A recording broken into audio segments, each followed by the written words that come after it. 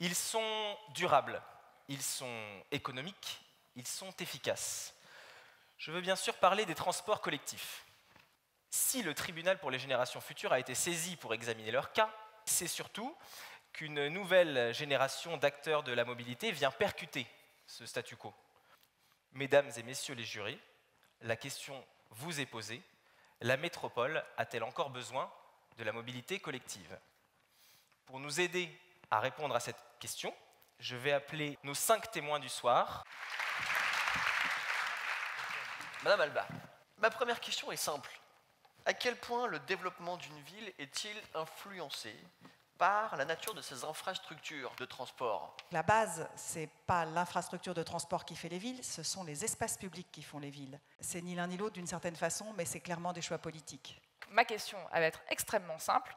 Est-ce que c'est bien le moment de créer de nouvelles mobilités basées sur la voiture? L'idée pour nous, c'est de dire le taxi, le VTC, toute cette forme de mobilité avec chauffeur, elle a une vocation, elle a une raison d'être, il y en a un besoin. Notre vision, c'est qu'en apportant des solutions, on augmentera les taux d'utilisation et ça, à notre petite échelle, ça permettra déjà d'optimiser et de réduire ces pollutions, ces émissions, ces encombrements occasionnés par les véhicules individuels avec chauffeur.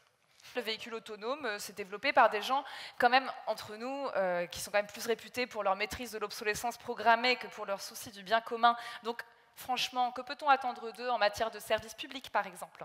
Le marché tout seul ne fera pas une meilleure ville avec des mobilités de véhicules autonomes et de transports en commun. Il faut une régulation publique forte.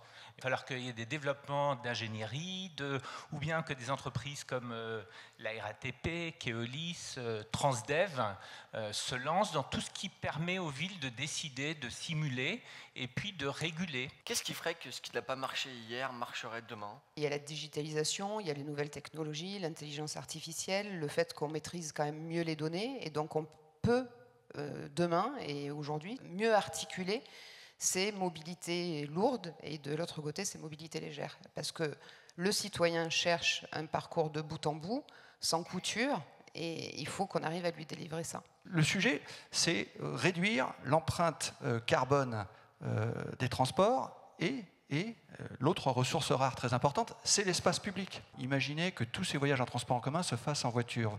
Vous rajoutez 1,5 million de voitures, ça vous fait 2500 stades de foot qui se déplacent. On les met où? Donc, faire croire aux gens qu'on va tout résoudre par Uber, du transport à la demande, etc., c'est des légendes. Voilà, c'est des légendes, ça n'arrivera pas. Donc, il faut trouver la bonne combinaison, le bon mode au bon endroit.